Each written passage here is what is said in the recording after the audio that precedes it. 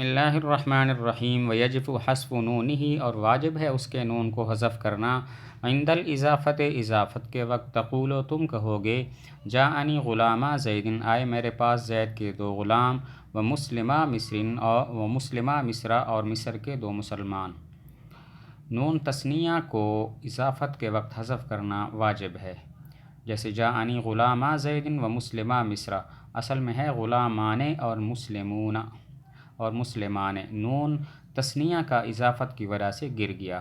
تثنیہ کے نون کو اضافت کے وقت گرانا واجب ہے، جیسے جاءنی غلامہ زیدن و مسلمہ مصرہ،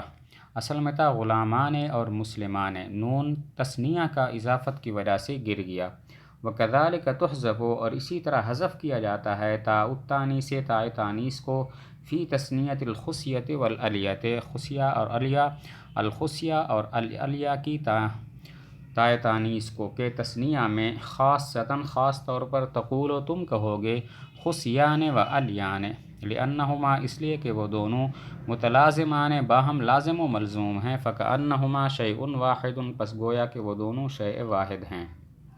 خاص طور پر خصیتن اور الیتن کے تثنیہ میں تاء تانیث کو حذف کرنا واجب ہے، چنانچہ اس طرح کہیں گے خصیان اور الیان، خصیتان اور الیتان نہیں کہیں گے۔ وجہ اس کی یہ ہے کہ یہ دونوں لازم و ملزوم ہیں، گویا شیء واحد یعنی مفرد ہیں۔ اگر تاء تانیث کو لاتے ہیں تو پھر لازم آئے گا مفرد کے درمیان میں تاء تانیث کا ہونا، حالانکہ تاء تانیث مفرد کے درمیان میں نہیں ہوتی، آخر میں ہوتی ہے۔ خاص طور پر الخصیۃ اور الالیۃ کے تثنیہ میں تاء تانیث کو حذف کرنا واجب ہے، چنانچہ اس طرح کہیں گے خصیان اور الیان۔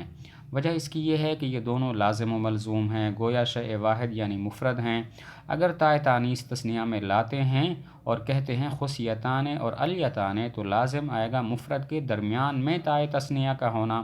حالانکہ تاء تثنیہ مفرد کے درمیان میں نہیں ہوتی، آخر میں ہوتی ہے۔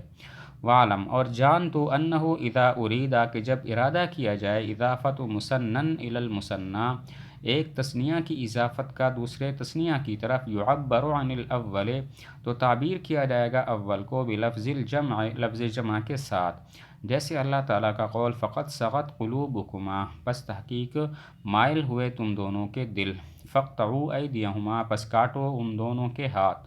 وذالک اور یہ اس لیے لکراہت اجتماع تثنیتین دو تثنیہ کے اجتماع کا ناپسندیدہ ہونے کی وجہ سے ہے، فی ما اس چیز میں تأکد الاتصال بینہما کہ جن کے درمیان اتصال مؤکد ہے، لفظاً و معنی لفظی طور پر اور معنوی طور پر۔ ایک تثنیہ کی جب دوسرے تثنیہ کی طرف اضافت ہو تو پہلے تثنیہ کو لفظ جمع کے ساتھ ذکر کرتے ہیں، جیسے فقط صغت قلوبکما اور فاقطعوا ایدیہما، یہاں پر قلوب اور ایدی کی اضافت ہے ہما کی طرف، حالانکہ اس طرح ہونا چاہیے فقط صغت قلباکما اور فاقطعوا یداہما، لیکن تثنیہ کی جگہ قلوب اور ایدی جمع ذکر کیا۔ ایک تثنیہ کی جب دوسرے تثنیہ کی طرف اضافت ہو تو پہلے تثنیہ کو لفظ جمع کے ساتھ ذکر کرتے ہیں، فقط صغت قلوبکما اور فاقطعوا ایدیہما میں قلوب اور ایدی ہے، حالانکہ تثنیہ ہونا چاہیے فقط صغت یدا، فقط صغت قلباکما اور فاقطعوا یداہما، لیکن جمع ذکر کیا۔ اس کی وجہ یہ ہے کہ مضاف اور مضاف الیہ کے درمیان اتصال مؤکد ہوتا ہے، لفظی طور پر بھی اور معنوی طور پر بھی۔ لفظی طور پر تو اضافت کی وجہ سے، اور معنوی طور پر اس وجہ سے کہ مضاف الیہ کا معنی مضاف کے معنی کا جز ہوتا ہے۔ مضاف اور مضاف الیہ کے درمیان اتصال مؤکد ہوتا ہے، لفظی طور پر بھی اور معنوی طور پر بھی۔ لفظی طور پر اس طرح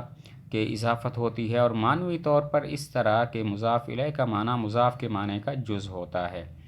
اور ایسی دو چیزیں کہ جن کے درمیان اتصال مؤکد ہو، وہاں پر دو تثنیوں کا جمع ہونا ناپسندیدہ ہے، اسی وجہ سے پہلے تثنیہ کو جمع کے ساتھ ذکر کرتے ہیں۔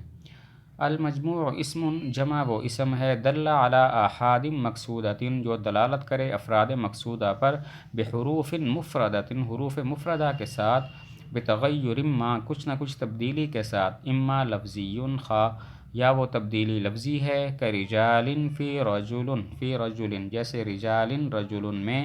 او تقدیری یا تبدیلی تقدیری ہو، کا فلکن علی وزن اس دن، جیسا کہ فلکن اس دن کے وزن پر، فإن مفردہ ایضاً اس لیے کہ اس کا مفرد بھی فلکن ہے، لیکنہ لیکن وہ علی وزن قفل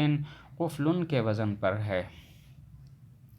جمع وہ اسم ہے کہ جو افراد مقصودہ پر دلالت کرے حروف مفردہ میں کچھ تبدیلی کے ساتھ، خواہ وہ تبدیلی لفظی ہو یا تبدیلی تقدیری ہو۔ تبدیلی لفظی ہو جیسے رجل کی جمع رجال ہے، رجل میں لفظی تبدیلی کی اور رجال بنا دیا۔ تبدیلی تقدیری ہو جیسے فلکن، یہ جمع ہے فلکن کی، اب فلکن واحد میں تقدیری تبدیلی کی تو فلکن ہو گیا، کیونکہ فلکن جمع اس دن کے وزن پر ہے، کئی شعر، اور فلکن مفرد ایک کشتی یا قفلن کے وزن پر ہے بمعنی تالا۔ جمع وہ اسم ہے جو افراد مقصودہ پر دلالت کرے حروف مفردہ میں کچھ تبدیلی کے ساتھ، خواہ وہ تبدیلی لفظی ہو یا تبدیلی تقدیری ہو۔ تبدیلی لفظی ہو جیسے رجال، رجل کی جمع ہے، رجل میں لفظی تبدیلی کی تو رجال بن گیا۔